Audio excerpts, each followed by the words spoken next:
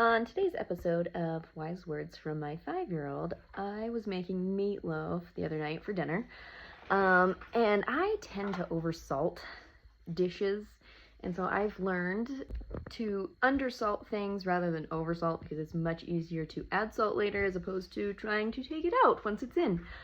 So I oversalted this said meatloaf by like a lot, like the week's worth of sodium in one meal. Like you couldn't choke it down with enough sauce to get it down. And in the middle of dinner, I was sitting there kind of apologizing to everybody. I'm like, sorry, I let my heart measure the amount of salt that went in. And our 4-year-old, she had the most perplexed look. She was pushing her food around and she just goes, you should measure with your head and not your heart. And I just busted out laughing. Because that's pretty wise words. Applies to lots of different things, not just an oversalted meal.